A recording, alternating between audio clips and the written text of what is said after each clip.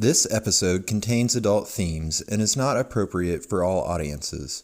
Listener discretion is advised.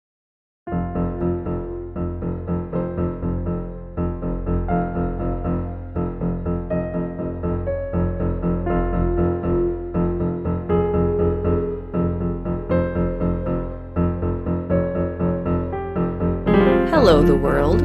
This is They Will Kill, a true crime podcast. I am Courtney Eck. And I'm Sadie Eck.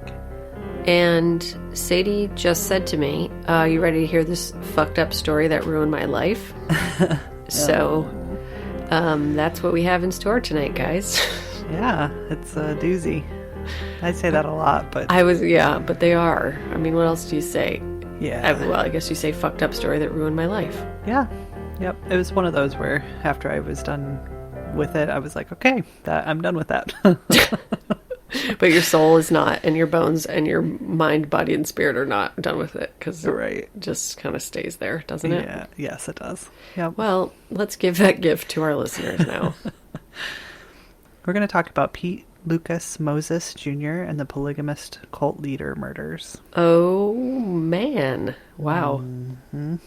On June 9th, 2011, the owner of a rental property in Durham, North Carolina, started to notice a terrible odor in the backyard of one of his properties. Yeesh.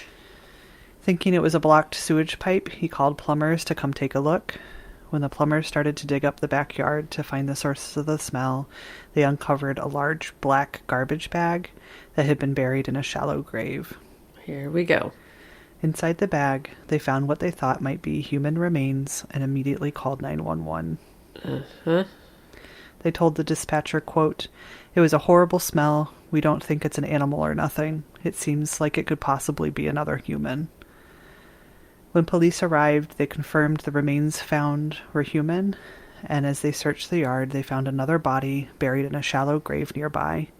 What the fuck so these are renters that found this in the backyard? It's a landlord. Landlord. Yes. At a rental property. Yes. Think you're going in to find a possum or something that died. Mm-hmm. Oh, God. Sewage, something. Oh, yeah. my man. Yeah. This time, the remains belonged to a small child. No. 4 months before the bodies were found, in February 2011, a young woman went to the police to tell them she had escaped from a house located at 2109 Pear Tree Lane in Durham. She told authorities she'd been living with a man named Pete Lucas Moses Jr., as well as 4 other women and 9 children. Oh, God. She was afraid for her life and needed help. She said in the few months before her escape, Moses had murdered 2 people, 28-year-old Antoinetta McCoy and 4-year-old Jaden Higginbotham. She thought it was very likely she would be next. God. Police went to the home to investigate the woman's claims, but found nothing suspicious.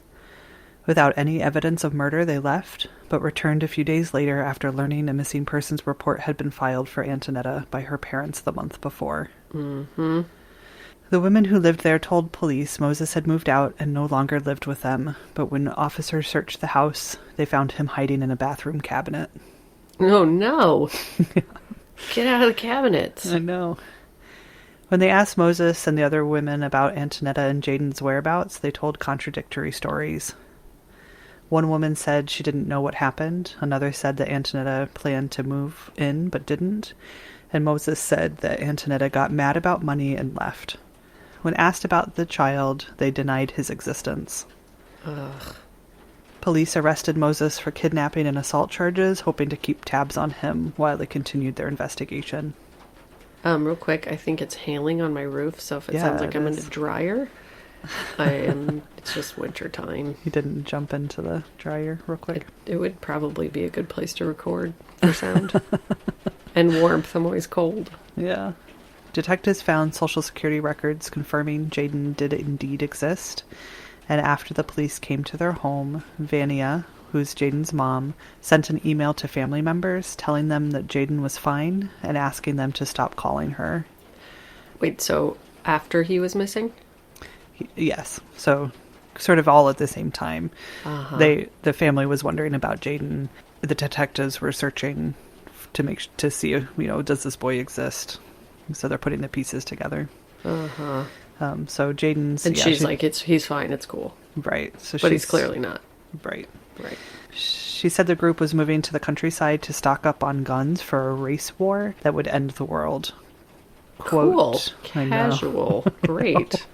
No, don't worry though. It's fine. Everything's fine. He's totally fine. I just haven't been able to answer calls because I'm stocking up for the race war. Right. That's going to end the world.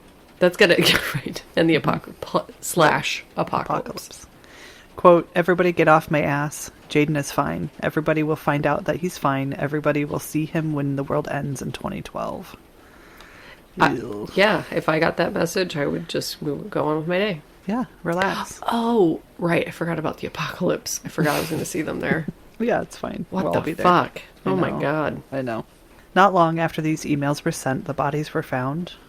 After learning the home where the bodies were buried had been occupied by Moses's mother, Shalita Harris, police suspected they had finally found Antoinetta and Jaden. Antoinetta McCoy was born on June 25th, 1982, and grew up in a tight-knit Pentecostal family in Washington, D.C. Faith played a central role in her life. She was remembered as an aspiring writer who loved gospel music and poetry and attended church every Sunday. She started high school in the mid-1990s and soon met Pete Moses Jr. He shared her deep religious beliefs, and according to her family, she wasn't allowed to date, but Moses often walked Antoinetta home from school, and the two became friends. Mm-hmm. When he moved away to North Carolina, she was heartbroken, but the two reconnected as adults on Facebook in 2010.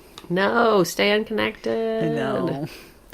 Antoinetta decided to visit Moses in Durham, where she learned he shared a house with a large group of women and children. She also learned Moses now followed the beliefs of the Black Hebrew Israelites, a fringe religious sect that believes African Americans are the true descendants of the ancient Israelites and blend Jewish and Christian religious practices with Black liberation theology. It's a mouthful. Yeah. So, extremist though, right? Yes. Yeah. So according to the Anti-Defamation League, quote, some, but not all Black Hebrew Israelites are outspoken anti-Semites and racists. So some of them are, but not all of them. Mm-hmm. As of December 2019, the Southern Poverty Law Center lists 144 Black Hebrew Israelite organizations as Black separatist hate groups because of their anti-white and Semitic beliefs. Mm-hmm. So former KKK Grand Wizard Tom Metzger once remarked to the Southern Poverty Law Center, quote, they're the Black counterparts of us. Oh, that's a shining Recommendation. Yes. Yeah. Yep. Moses believed a race war was coming that would leave Black people dominant and supreme. Mm-hmm. Rick Ross, who's the founder and executive director of the New Jersey-based Ross Institute, which is an educational nonprofit that investigates cults around the world. Sign me up. I want that job. Just saying. Yes. I feel like I kind of have that job. Like if there's a civilian version, that's us. That's true. Good point. You right? Mm-hmm. So this guy, Rick Ross, defines the Black Hebrews as a cult because the group often has a totalitarian leader at the head of its sects. There's almost always brainwashing of its members and includes some element of harm, be it violence, child abuse, or another crime committed in the name of God. Got it. Quote, I suspect that Pete Moses may be a breakaway from one of these larger movements, said Ross. There are thousands and thousands of little groups in the U.S. following authoritarian leaders, and many of them fly under the radar. Until there's some type of tragedy or something bad happens, they go unnoticed. Mm-hmm. Talk of end times is a common way cult leaders control their followers. By isolating members from the real world and freaking them out about Judgment Day, they're easier to control. Oh, hell yeah, they are. Yeah, yes. It's like cults 101, right? Yes, exactly. So Moses was also a polygamist. He spent more than 6 years building his family. The other women in the house were his, quote, wives, and excluding one of the children, who happened to be Jaden, he was the father to the other 8 children living there. Wow. Yep. The women worked to support him and addressed Moses as Lord. Wow. Yep, this story sounds familiar. Mm-hmm. Moses asked Antoinetta to marry him and become part of his family, and she agreed. Don't do it. No. This is the high school girlfriend? Yes. Yep. Man, gosh, no torch is that strong. Yeah, I know. You know? I think a lot about having spent a little time in a Pentecostal church in high school. It is like not far away from being a cult. No. And I don't want to disparage her as our victim or her family.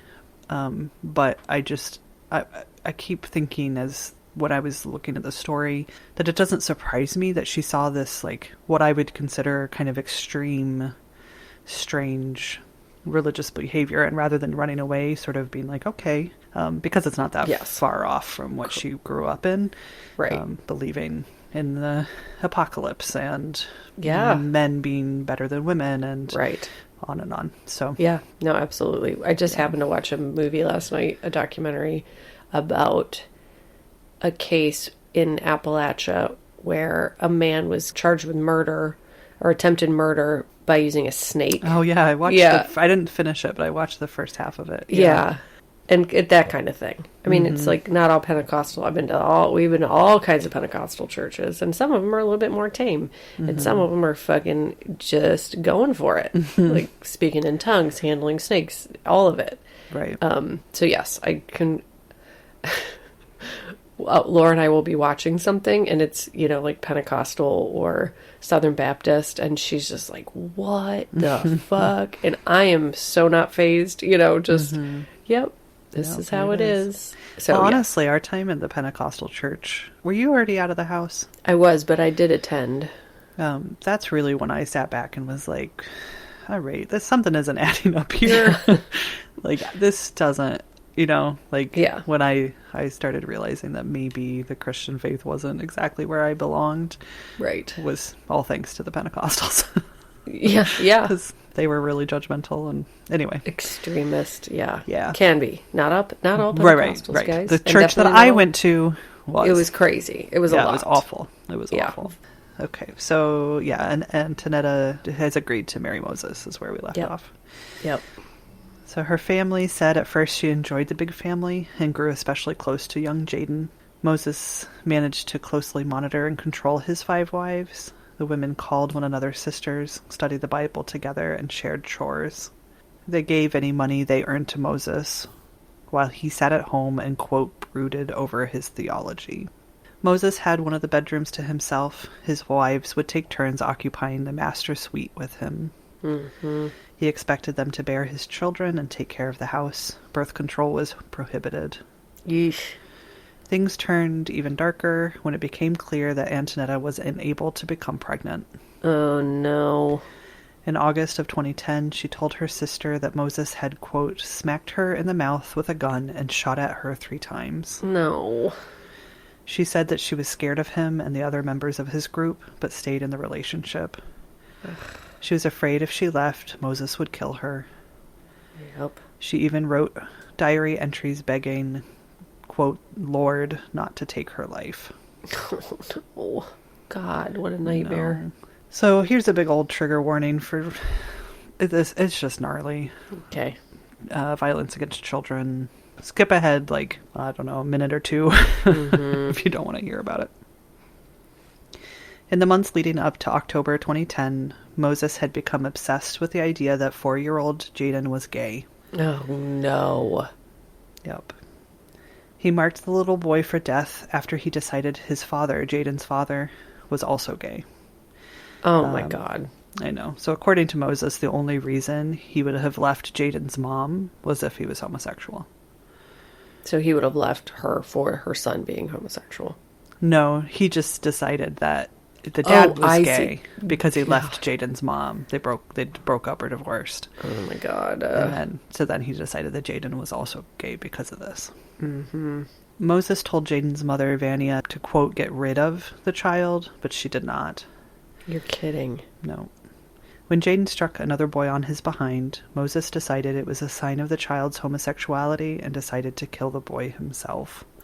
Yeah, you're kidding me. No. According to the woman who managed to escape, Moses became angry and started walking around the house with a gun that belonged to Vania. Quote, he starts screaming, I told you to get rid of him. And then told Vania, quote, how am I going to do this? Moses ordered 2 of the women to set up a computer and speakers in the garage and had them play music with the Lord's Prayer in Hebrew at top volume.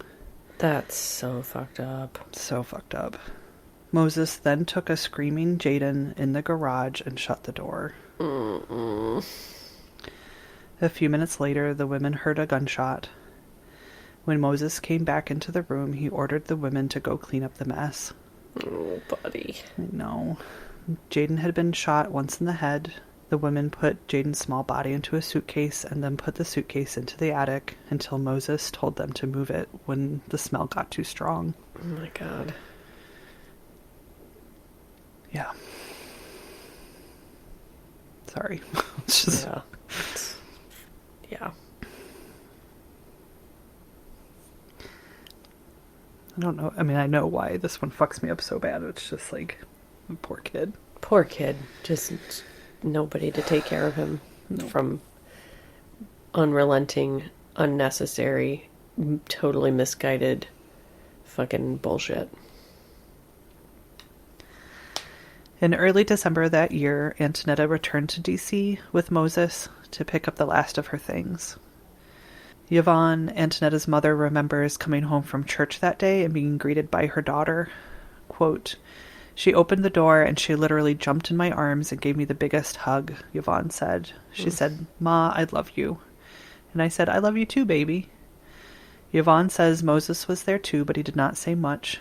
When Antoinetta left, she promised to be back soon, but she never returned. In Durham, Antoinetta became increasingly hard to reach. Phone calls and texts from her family went unanswered. When she would text back, she said that she was busy working and that her truck broke down. She said that she wouldn't be coming home anytime soon. Finally, the texts stopped altogether. 2 months after Jaden's murder, on December 21st or 22nd, a next-door neighbor to 2109 Pear Tree Lane. Let me tell you that I found pictures of the house, and it's one of those like boxy, new suburban neighborhoods where all the houses are the same and, not a lot of character. Yeah. But I was really surprised. When I was reading this, I was expecting something less normal or suburban, or I don't know, what I was picturing, but it's a big house, lots of rooms. The houses are right next to each other like they are. So to imagine this man with his Colt in this like tight suburban-ish neighborhood is really, it kind of just blew my mind. So strange. Yeah, don't they only live on like ranches or big, like urban derelict mansions or something? Yeah, it just wasn't like a ranch. Yeah, to have neighbors like literally 10 feet away, just that's so weird. Probably more than 10 feet, but yeah, it's really weird. Right there though, 20 feet. That's weird. Yep. So this neighbor heard a frantic knocking on their door. When they answered, they found Antoinetta at the door, scared to death. She begged them to let her use their phone to call her mother in Washington. As she was begging for help, the neighbor witnessed Antoinetta's housemates come out of the house next door. They grabbed Antoinetta, struggled with her, and eventually dragged her back inside.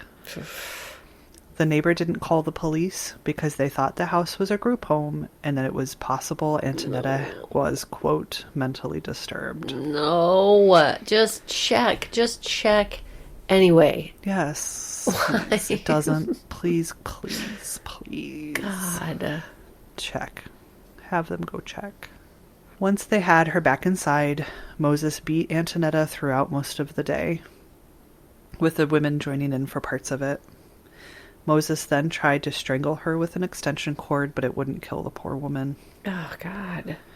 According to the witness, Antoinetta begged for her life, but Vania got the gun Moses used to kill Jaden and took it to the bathroom. Moses's wives then told him, quote, "You cannot let her go," and explained they were afraid of him going to jail. Mm-hmm. They put the computer and speakers in the bathroom and turned on the same music they played when Jaden was murdered. They then forced Antoinetta in the room, and Vania shot Antoinetta several times, killing her. No. They then wrapped her body in garbage bags and put her body in a large trash bin. God.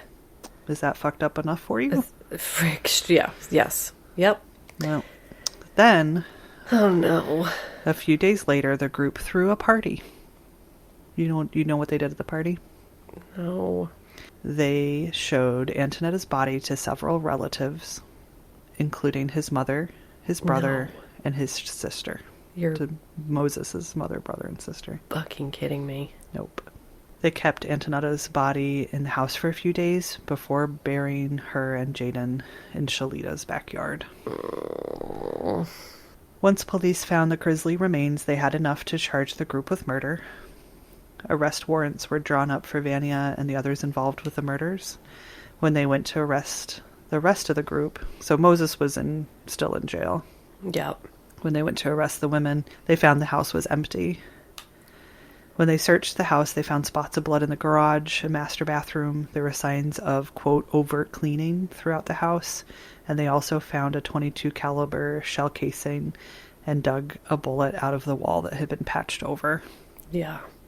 God. I know.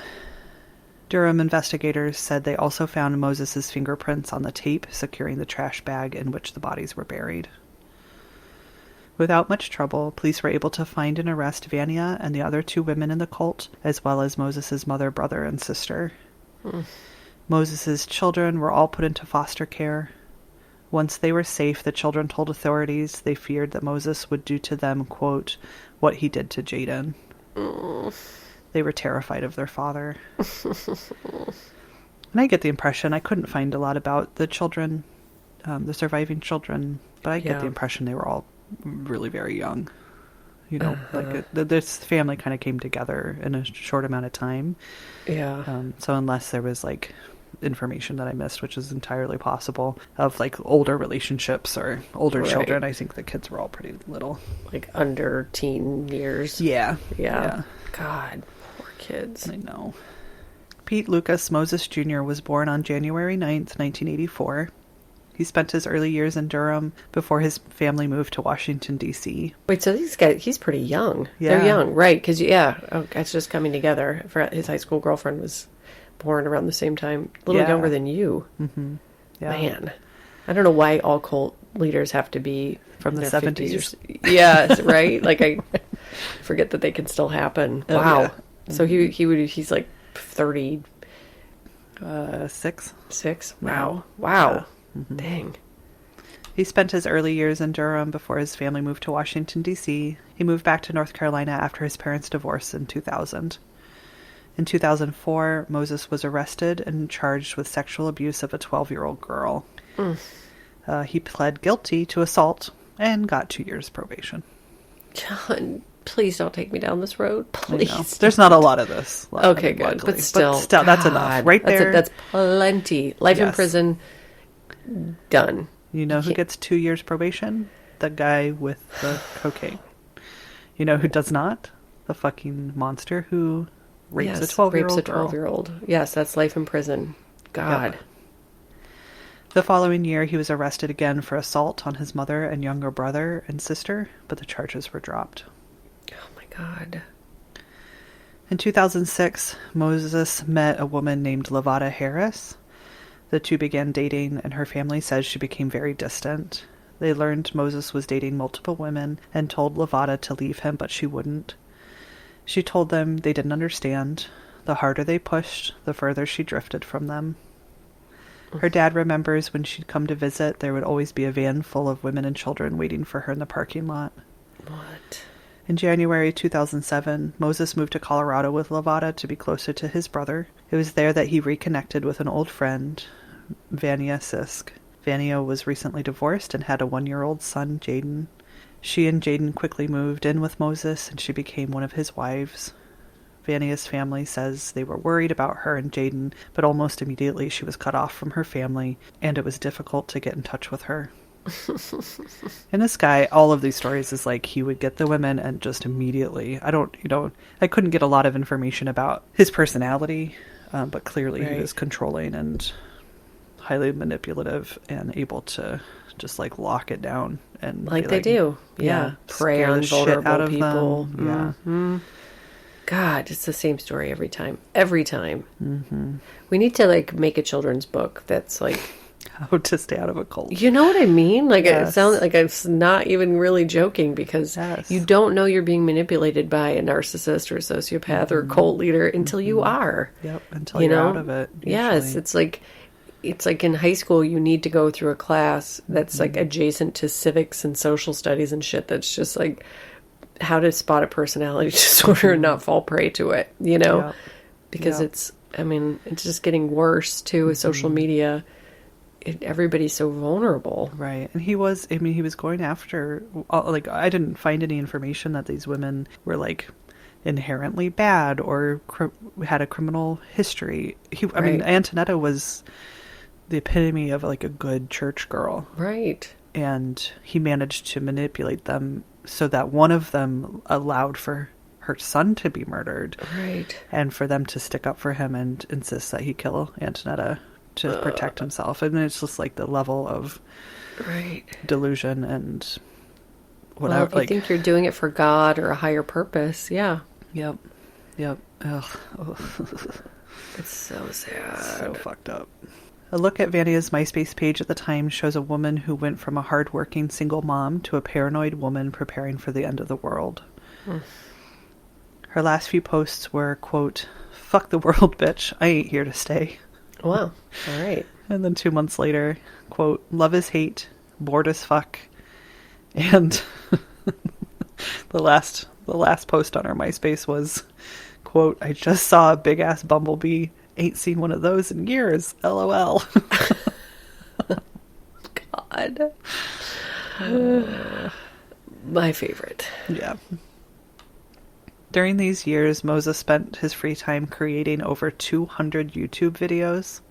In these, he would talk about his faith and philosophy, show off his wives and children, and encourage others to join him. Wow. Right. Was anybody watching them? I don't know. The videos aren't up anymore. There's some like news programs that showed little clips here and there, but I'm not sure if he ever had much. He doesn't have an active YouTube subscription. No. Yeah, from jail, from prison. Right. You can see him reading from the Bible and then telling his viewers his interpretation of the different passages. Moses goes off on tangents full of swear words and refers to himself as, quote, an elected one, who looks forward to the end times and belittles women as a whole, saying, quote, "You were cursed to serve. You are a possession. Get that through your head." He can also be found telling his viewers, quote, "A lot of you hate order, you hate instruction, and that's why the Lord's going to kill a lot of you." It didn't take long before everyone was heading back to North Carolina. Vania would go on to have 3 children with Moses in the span of only a few years, and at least 5 other children were born to Moses with his other wives. Wow. So I know you said this before, but do we know how long from sort of inception to murder? Not real. 5-ish years? Less 6 than 10 years. God. So it might be more. The details on like how the cult came together and all of that was really murky and it wasn't clear at all. It was hard to kind of suss out. Which is very surprising. I get the impression that everybody was really quiet. And we're going to find out here in a minute that they all pled guilty, and so there was no trial. So a lot of the details didn't come out because of that. Makes perfect sense. Got it. Yep. Oh, yeah. And 2 of Moses' wives were pregnant at the time of his arrest. Wow. Yeah. After spending a year in jail awaiting trial, Moses would plead guilty to the murders of Antoinetta and Jaden in June of 2012. Wow. He did this to avoid the death penalty. Every time. During his sentencing hearing, his lawyers claimed Moses had been in the mental health system since he attempted suicide at age 10. 10? 10. Oh, boy. I know. And it didn't get a lot of... I didn't get any information about his family dynamic, but I'm assuming that it probably wasn't awesome. No, that is so young. Fuck. You don't even have hormones at 10. No. Oh, no. He was later committed to psychiatric facilities where he was diagnosed with bipolar disorder and depression. Yep. Around the time of his crimes, Moses lost his Medicaid benefits after being arrested for unrelated crimes. Because of this, he was unable to stay on his medication, and his actions became even more erratic and dangerous. No. I know. And I know I mean, it seems like he just had those tendencies anyway, and the medication, I'm sure, helped him, like, not go completely off the rails, but he wasn't, you know, like, for years and years, he was doing these controlling, manipulative, cult behaviors, you know, as far as I could find medicated, so. Right. It was really all his lawyers had during sentencing, like, give him a break, he got off his meds, but it didn't, Yep. When he first arrived in the Durham jail after his arrest in 2011, Moses, according to his lawyer, quote, was freaking out all the time, but after medications were administered during his incarceration, Moses's personality was very different. Yep. The judge was not persuaded by his mental health issues and sentenced him to 2 life sentences without the possibility of parole. That seems appropriate. Mm-hmm. Vania Sisk also pled guilty to second-degree murder, first-degree kidnapping, and conspiracy to commit murder in the death of Antoinetta, and to being an accessory after the fact of murder and the death of Jaden.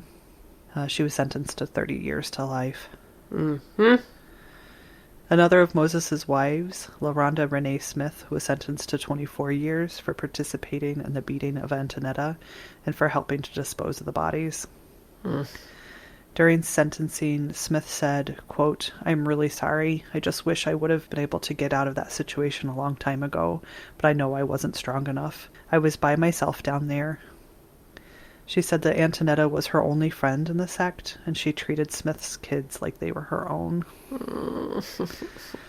Lavada Quinceta Harris pleaded guilty to being an accessory after the fact of murder. She was sentenced to at least 12 years in prison. Moses's brother, Leonard Moses, was also pled guilty to being an accessory after the fact and was sentenced to at least 5 years behind bars. The charges against Moses's mother and sister were eventually dropped completely because of lack of physical evidence against them. But if you're, like, at the party viewing the body, I mean, I don't know. I think if you're, like, kind of slam dunking all these other people, you're probably like, yeah. And it sounds like it was just all hearsay. They really didn't have anything to tie the women to the crimes. Yeah, you could start saying that anybody was there. Any of your enemies were there if you wanted to, ultimately, without, So I could see letting that slide, even though it's really fucked up, and they should definitely have consequences for their actions. Yep. During Moses' sentencing hearing, Antoinetta's mother, Yvonne, told the judge, quote, "He took something very dear and precious from me. She was a good girl, a church girl, a God-fearing girl. There is not a day I don't think about her. She is resting in God's arms now. That is the only thing that gives me closure." Speaking directly to Moses, she said, quote, "There will come a time when I can forgive you, but I just haven't gotten to that stage now. If I don't forgive you, God can't forgive me, and I can't see my child again. This is like a nightmare." When she was done with her statement, Moses looked at Yvonne and said quietly, quote, "I am sorry for what happened to your daughter." Whoa. What happened to your daughter? Ugh. And that is the story of Pete Lucas Moses Jr. What are you trying to do to these people? I don't know. Can we please address trauma? Can we please address trauma? How do we do it? First, step one, please, people, just stop being assholes to each other, especially your children. Step two, that's really the big. I mean, you really gotta catch it early. Issues, we need mental health treatment. Yes, we need support in general for people that are not rich. Right, resources. Yes, it's all fucked up. I don't know. Like I said, this one, they all are hard, but this one, man, it's just all of it. Jaden and Antoinetta, and like, what do you do? Where do you go from here? Right, exactly. I know. That's why some stories take longer to, like, finally tell them, because it sucks. It's just sad. It's sad. It's disturbing. Like, imagining being somebody who got dragged into that nightmare, especially a child that was born into or brought into that, had no control over anything. That is devastating. Yes. I'm thinking about the trauma that they've experienced. being born into this family and then separated from their mothers.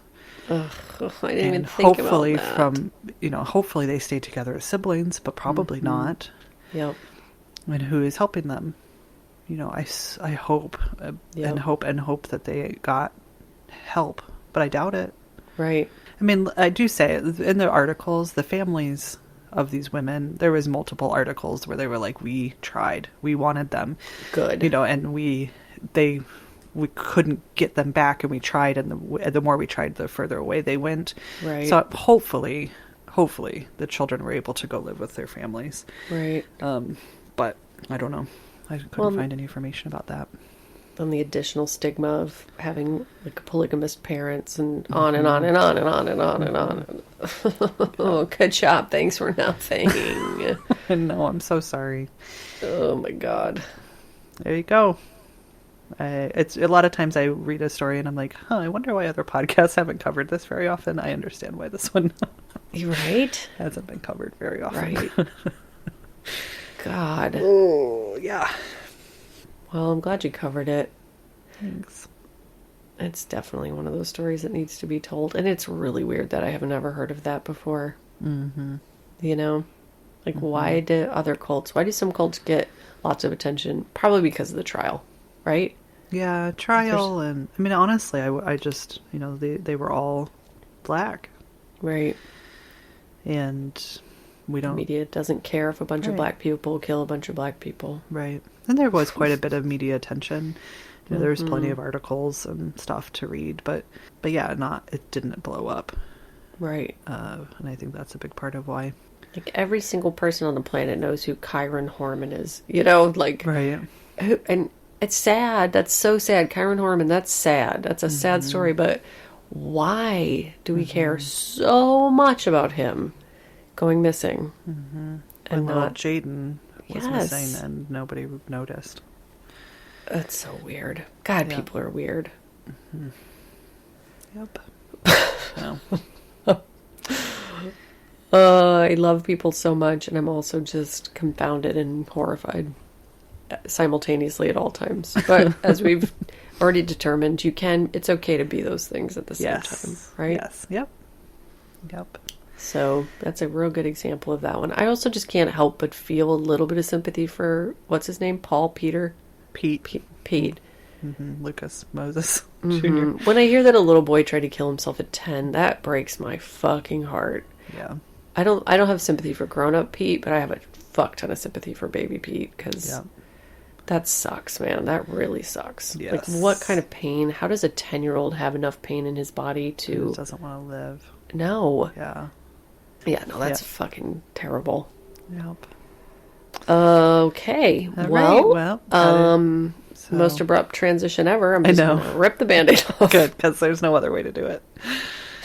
And yeah, there's not a lot else to say about that one. That's not just really fucking sad. I have a big old pile of names today. Let's do it. People need it. Yeah.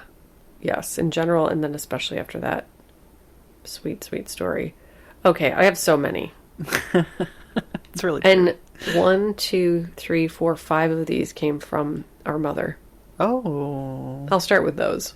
One Is of she them still I listening? remember. Have we decided, is she still listening? I don't know. I didn't ask her. I'm assuming so. I don't know. I think so. Yeah, I think she just listened to Carol Jenkins. She brought that okay. up. So yeah, she's maybe 3 or 4 behind. All right. So I remembered. I can't believe this one didn't come first, but our mother had a friend whose name was Jane Peel Sticker. And Jane Peel Sticker married a man with the last name Toothacher. And she fucking hyphenated because... Because yes. Yes. Her name is Jane Peel Sticker Toothacher. Oh, she gets a gold medal. Big time. Mom also reminded me that her maiden name is Whore. I think that's come up in this podcast before, spelled Hoar. It's a type of dew, the whore dew. She has a relative whose name was Margaret Best Whore. Our step-grandmother's name was Luva Whore, which kind of it's Love spelled a whore. love a whore. Yeah. And our auntie, our wonderful auntie's name is Jackie Whore Lovett. So lots of whore loving in that family. And they love to laugh about their Oh last yeah. name. Yeah. Endless jokes at the weddings about that. Okay, other from listeners. Hairy Beard. It's just cute, man. So cute. Hairy Beard. Hairy Beard. And also, why? Harrison, you name your kid Harrison Beard or Harold Beard or whatever. Hairy Beard. Laura pointed this one out. This person is like the executive producer of something we were watching. Ken Fucks. Yeah, F-U-C-H-S. I'm assuming Fuchs, but Ken Fucks. Lane Walk Up. Lots of very like descriptive ones. This is a hairy beard. What Lane Walk Up? Walk Up. And this one, I think this came this morning or yesterday. This morning took both Sadie and I a minute to decipher. This woman's first name is Ginger, and is this her maiden name? This her last name? Anyway, Are you her name asking? Yeah, I can't remember. She married into the family. Okay, so she did, which is kind of even better. So Yep. her first name is Ginger, and she married into a family with the last name Rail, R-A-Y-L. So her fucking name is Ginger Rail. Rail. Woo! Amazing. It really is. Amazing. Amazing. So if you're sitting there right now and you're thinking, God, I've got this name, but they're probably sick of names. We will never be sick of names. It seriously, when the Ginger Rail came in, I took a screenshot, and Courtney and I share the email address. We both look at the emails. I know that she wakes up later than I do, but I couldn't help myself. I had to send it to her. I'd be like, Ginger Ale, man. It's so good. Oh, shit. See, so it's like a bright, shining star when I'm... Yes, well, and just like the story you just told is proof that evil exists, that name is proof that like God and goodness exists, right? Totally. That there's a divine thing out there that has a really fucking awesome sense of humor. The scales of justice are balanced, or I don't know. It's the yin and the yang. That's Polygamous death cults and ginger ale. That's right. Do you want me to do some shout outs? Do we have other things to talk about? Just one thing. This is one sentence. So I've been like given Vermont. I mentioned this on the Patreon episode, but I feel like our broader listeners need to have the truth. I've been given a lot of fucking props to the Vermont police departments because they solve crimes. And I did a little research into how many homicides occur in the state of Vermont yearly. And for example, in 2018, they had 16 homicides statewide.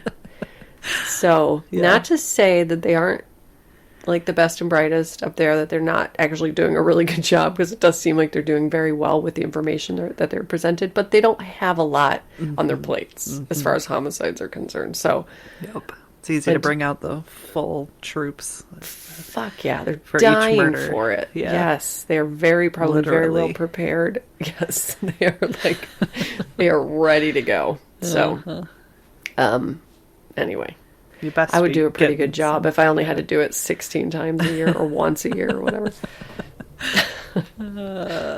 You want some shout outs? Shout outs, Okay. yeah. These are our Patreon shout outs. If you want to join us, head on over there. Yes, there head on are over like there. 30 episodes now, almost. That's I don't know, unbelievable. a bunch. At least 28. Let's round up. 30. Done. 30. So, full on, like, couple days worth of binging. Yes. Thank you so much to Incognito. Oh, like it. I have nothing to say about that except for I'm going to cut some eye holes in a newspaper and watch you from behind it. Thank you so much to Sarah C. Sarah C. It's so cute. So cute. It's perfect on its own. Yeah. Thank you to Genevieve T. Fuck you, Genevieve. That's such a good name. I mean, really what do you... is. How do you... like, I would feel so excited to introduce myself to people if my name was Genevieve. Yes, You know? I worked with a Genevieve once, and the whole time I just look at her and be like, Did she smirk when she would Yes. introduce herself? Genevieve. Genevieve, and I'm talking about her like she was an asshole. She wasn't. She was No, I'm lovely, not saying an but asshole. I'm saying yes. like you smirk in advance of Yes. sticking your hand out Yes. pre-COVID or elbow or whatever you do in COVID and say, yeah, I'm Genevieve. I'm I know you're Genevieve. going to say something about my name. I know. You're going I'll to be give- jealous on how many E's and I's I have in my name. That Yeah, are lined no- up beautifully.